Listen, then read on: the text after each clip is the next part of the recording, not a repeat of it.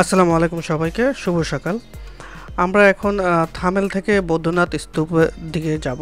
তো আমাদের প্ল্যানটা হচ্ছে এখান থেকে থামেল থেকে বৌদ্ধনাথ স্তূপ, তারপরে আহ, আহ, পশুপতিনাথ মন্দির হয়তো যেতে পারি, নয়তো আমরা চলে যাব নাগরকোট। তো যাই হোক, এখান থেকে আসলে বৌদ্ধনাথ স্তূপ খুব বেশি দূর না, এটা মাত্র 6 থেকে 8 কিলোমিটার দূরত্ব। কিন্তু সেটা আসলে নির্ভর করবে রাস্তার ট্রাফিকের উপরে, যেহেতু এখানে অফিস টাইম। তো যদি জ্যাম থাকে, রাস্তা জ্যাম থাকলে একটু বেশি সময় লাগতেই পারে। এখানে কিন্তু আসলে মেইনলি মানে যে শহর কেন্দ্রিকটা, এই থামেলের শহর কেন্দ্রিকটা কিন্তু প্রচুর পরিমাণ ট্রাফিক থাকে এই অফিস টাইমে, প্রচুর ট্রাফিক থাকে এবং এবং মানে সময় লেগে যায় আসলে এখানে শহর থেকে বের হতে গেলে। আপনারা যে পরিবহনই ইউজ করেন সেটা কিন্তু অবশ্যই দাম দর করে নেবেন, কারণ এখানকার পরিবহন ব্যবস্থাটা কিন্তু এরকমই, অনেকটা আমাদের দেশের মতোই। সো এখানে যখনই যেখানে যাবেন অবশ্যই দাম দর করে নেবেন।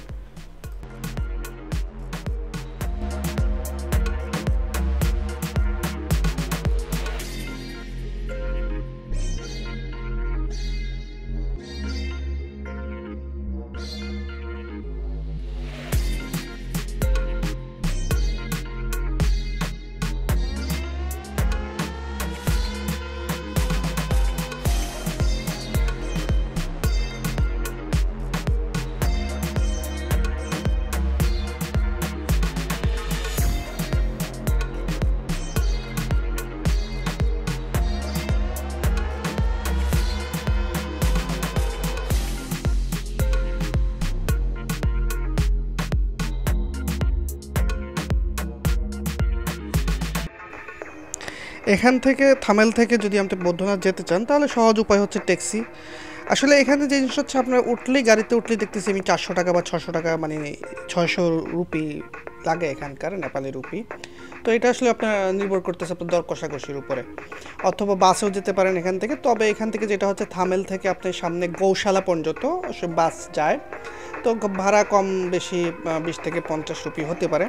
অথবা আপনি এখান থেকে মোটর সাইকেলেও যেতে পারেন, যেটা পাঠাও আরেকটা কী জানি আসে নাম, আমি ঠিক এখন মনে করতে পারছি না। তো ওগুলো পাঠাওটা এখানে অ্যাভেলেবেল। তো আপনি মোটর সাইকেল বা স্কুটার ভাড়া করেও যেতে পারেন। অথবা এখান থেকে সাইকেল আপনি কিন্তু ভাড়া করতে পারবেন, এখান থেকে সাইকেল ভাড়া করে আপনি সুন্দর চলে যেতে পারেন বৌদ্ধনাথে। আপনারা দেখেই বুঝতেছেন যে আমরা উপর থেকে নিচের দিকে নামতেছি, মানে হচ্ছে আমরা কিন্তু পাহাড়ের উপরের দিকে ছিলাম, এখন ডাউন হচ্ছি, ডাউন হিলে যাচ্ছি। তো এটা কিন্তু দেখতেছেন প্রচুর ট্রাফিক অলরেডি জমে যাচ্ছে, যেহেতু অফিস টাইম অলরেডি শুরু হয়ে গেছে। তো এখানে যেটা হচ্ছে, এমনিও হচ্ছে এটা পর্যটন এরিয়া। সো এই রাস্তাগুলো কিন্তু মানে এতটা আসলে প্রশস্ত না, এখানে কিন্তু সরু, বাট এখন কাজ চলতেছে। আমরা এখন যেদিকে ঘুরতেছি এই জায়গাটা কিন্তু এখন কাজ চলতেছে। এই জায়গাটা মোটামুটিভাবে ধরেন গাড়ি চলাচল করতে পারে। আর পিছন দিকে কিন্তু গাড়ি অনেকটা রাস্তা মানে সরু রাস্তা। আর আপনি এখানকার বাজার মোটামুটি 8টা 8:30টার সময় মোটামুটি খুলে যায়, ম্যাক্সিমাম 9টার মধ্যে তো 100% সব দোকানপাট খুলবেই।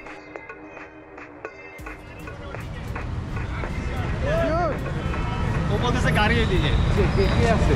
ওরে ভালো তো, বাকিরা তো হারা যাবে। গাড়িটা তো আর চিনবো না সে যে জায়গায় গাড়ি যাচ্ছে বাকিদের রাস্তা হারা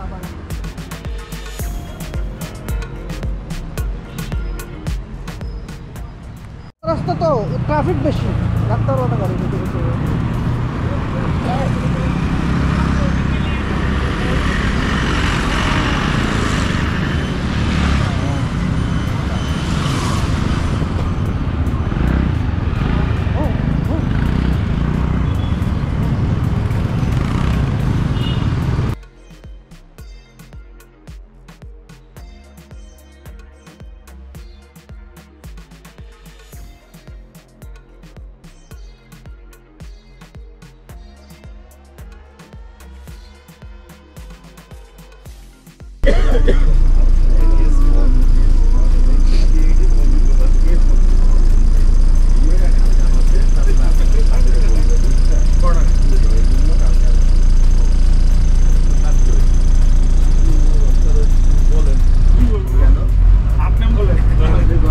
ভাই আপনি একটু এই দায়িত্বটা নেন না।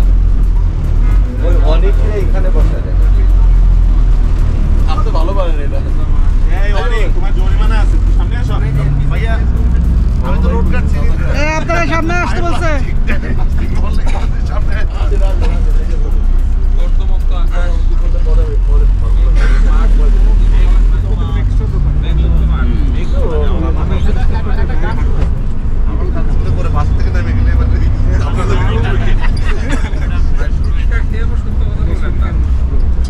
ভাইয়া, ভাইয়াদেরকে কষ্ট দিচ্ছেন।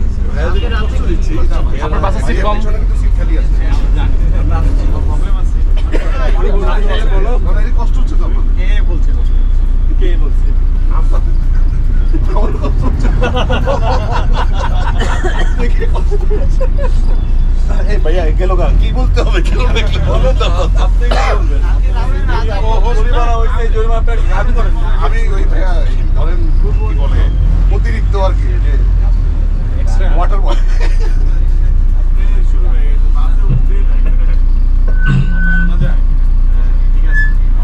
হ্যালো, আসসালামু আলাইকুম। সবার রাতে খুব ভালো হয়েছে। बड़ा हरामी हो बेटा।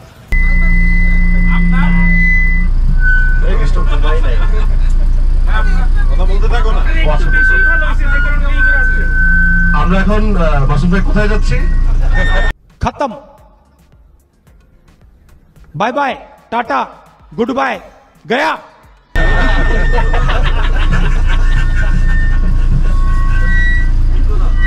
হ্যাঁ, বৈদ্যনাথ। আমার লিস্টে দিবেন না, আমি এই যে মাইক ধরাই দিয়ে গেছি। এইসব ডাইনামামে কথাবার্তা মাইকের বন্ধ করে কথা। মধ্যরাত মাইকে বন্ধ। না, কি বলতে হবে এটা তো বুঝতেছি না।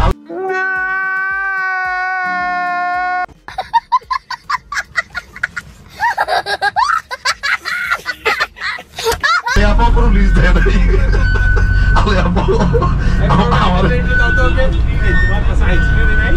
না কিছু এদিকে বললাম, আমার ধরা দিয়েছে গেল না। কারণ ওটা তো মাসুম ভাইয়ের কাছেও না, এই জন্য তো এখান থেকে পালাইছে। আচ্ছা যাক, আমরা যাত্রা শুরু করছি ইনশাল্লাহ। অল্প কিছুক্ষণের মধ্যে পৌঁছায় যাবো। আমার কোনো আইডিয়া নাই, আমি আগে চাই নাই কতক্ষণ লাগে। আমরা অল্প কিছুক্ষণের মধ্যে পৌঁছায় যাবো ইনশাআল্লাহ, ইনশাআল্লাহ। আশা করবো সবাই এনজয় করবেন। কোনো সমস্যা হলে অবশ্যই মাসুম ভাইকে বলবেন, প্লিজ আমাকে। ধন্যবাদ সবাইকে।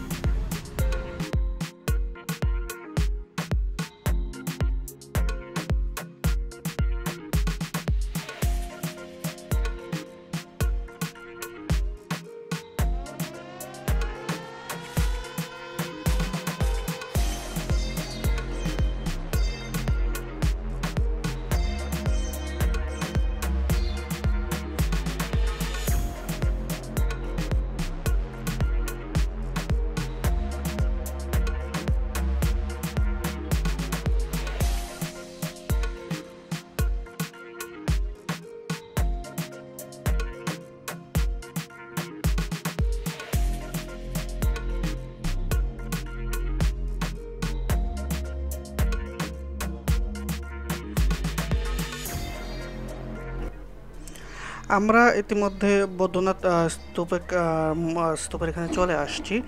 তো এটার আশেপাশে অনেকগুলো মঠ আছে বা মন্দিরও আছে। তো এখানে আসলে বিভিন্ন সম্প্রদায়ের এক একটা মঠ এখানে, যেমন আছে এখানে সেচেন মঠ আছে, কোপান মঠ, পুলাহারি মঠ, এরকম নামে আরও অনেক মঠ আছে, অমিতাভ মঠ, শ্বেতগম্বা। তো এগুলো বিভিন্ন, যেমন আছে নিংমা সম্প্রদায় আছে, কোনো জায়গা আছে গেলুক সম্প্রদায়, তারপর কাগু সম্প্রদায়। তো এরকম সম্প্রদায়গুলোর বিভিন্ন মঠগুলো আছে এখানে। তো এই জায়গাটা একটা ইনফরমেশন হচ্ছে, এখানে ঢুকতে গেলে আমরা যারা সার্ক অন্তর্ভুক্ত, মানে আমরা বাংলাদেশ থেকে যারা আসি তাদের জন্য 100 টাকা করে পার টিকিট, অন্য যারা আছে তাদের জন্য সার্ক বহির্ভূত যারা, তাদের জন্য 400 টাকা করে টিকিট এখানে ঢুকতে গেলে। তো আমরা এখন যেটা হচ্ছে, আমরা সবার জন্য একজনই টিকিট কেটে নিচ্ছে। তো আমরা এখান থেকে টিকিট কালেক্ট করে সামনে পাশে আবার চেক করে টিকিট। তো নেপালিদের জন্য সম্পূর্ণই ফ্রি, বাট আমাদের জন্য এখানে 100 টাকা করে প্রত্যেকের টিকিট কাটতে হচ্ছে।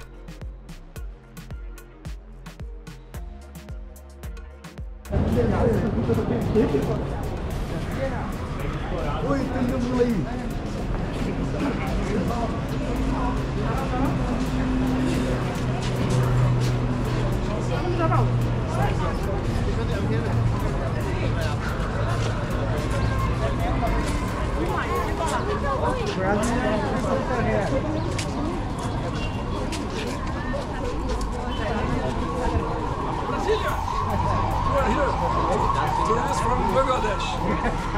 Huh? Let's take a picture, everybody together.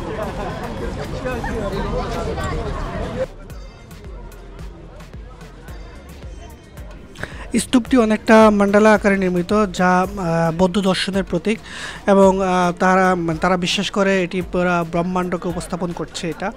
তো এটার উচ্চতা যদি বলি, এটা উচ্চতা প্রায় 36 মিটার, যদি আমি ফিটে বলি তাহলে হবে প্রায় 118 ফুট, এবং এটি কিন্তু নেপালের সবচেয়ে বড় স্তূপ এবং এই বিশ্বের অন্যতম বৃহৎ বৌদ্ধ স্তূপ এটি।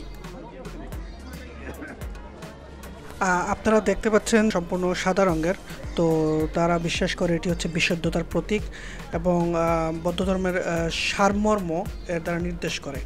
এবং এই স্তূপের চারপাশে কিন্তু অসংখ্য পাথরের চাকা রয়েছে, যা ভক্তরা এখানে ঘোরানোর সময় মন্ত্র পড়তে থাকে।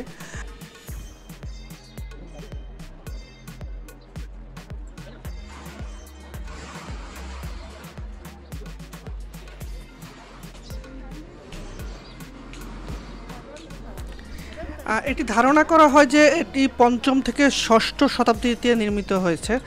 তো এটি আসলে তিব্বতীদের বাণিজ্য পথের যদি বলি, ব্যবসা যাওয়ার আসা পথে একটা গুরুত্বপূর্ণ বিশ্রামস্থল ছিল। তো 1959 সালে এটা তিব্বতের উপর চীনা দখলের পর বহু তিব্বতী উদ্বাস্তু এখানে বসতি স্থাপন করে এবং বৌদ্ধনাথ তিব্বতী বৌদ্ধ ধর্মের কেন্দ্র হয়ে ওঠে। এটি কিন্তু 1979 সালে ইউনেস্কো বৌদ্ধনাথ স্তূপকে বিশ্ব ঐতিহ্যবাহী স্থান হিসেবে ঘোষণা করেছে।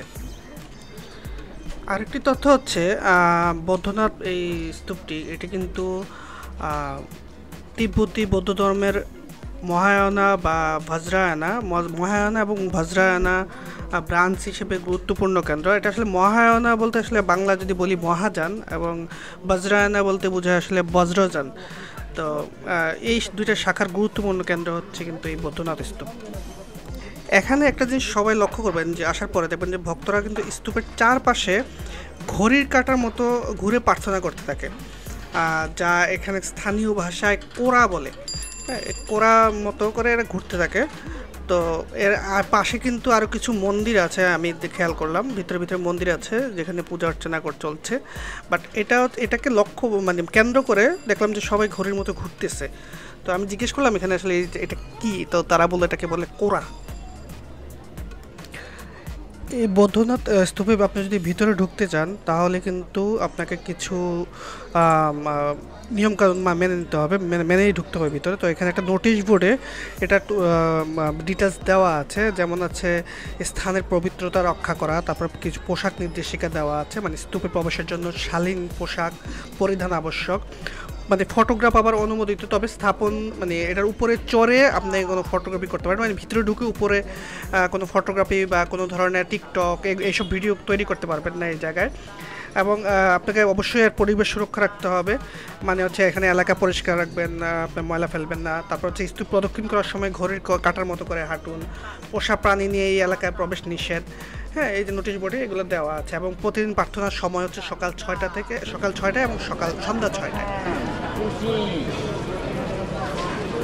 If you want to go on the top, they do not allow to take the videos, but if you remove the shoes, they will let you allow go ahead.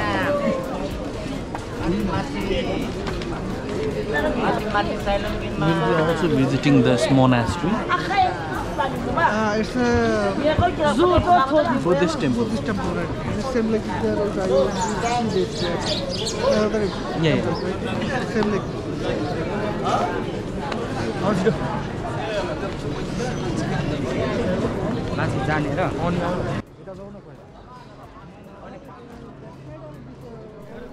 যেহেতু বললো ক্যামেরা অ্যালাউ করবে না, তো সেজন্য আর আমি ভিতরে ঢুকলাম না, যেহেতু আমার হাতে ক্যামেরা আছে এবং হয়তো বা ক্যামেরা অন করতেও পারি। তো দরকার নেই শুধু এখানে কথা করা। তো আমি এই জায়গাটা জাস্ট হচ্ছে দেখতেছিলাম, এবং এখানে এই যে পাশে একটা টেম্পল, তো এরকম অনেকগুলো টেম্পল আছে আশেপাশে।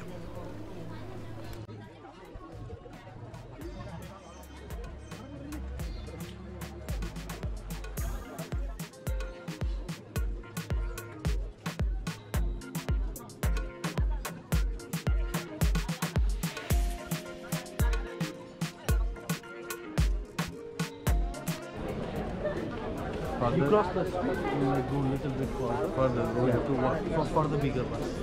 Oh, the problem is the stop the bigger bus. Hello.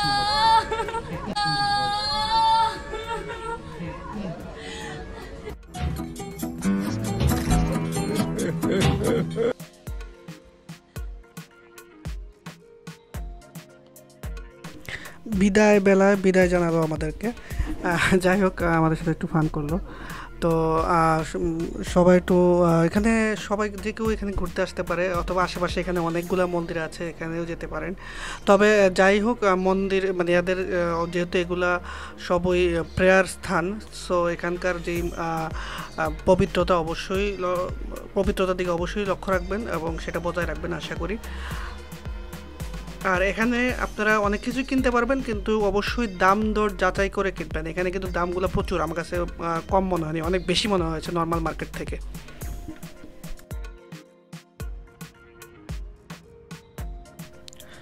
তো আমরা এখন নাগরকোটের উদ্দেশ্যে রওনা হচ্ছি। মাঝখানে পশুপতিনাথ মন্দির আর যাওয়া হবে না।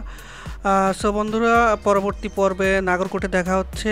ততক্ষণ পর্যন্ত আল্লাহ হাফেজ, সবাই সুস্থ থাকবেন।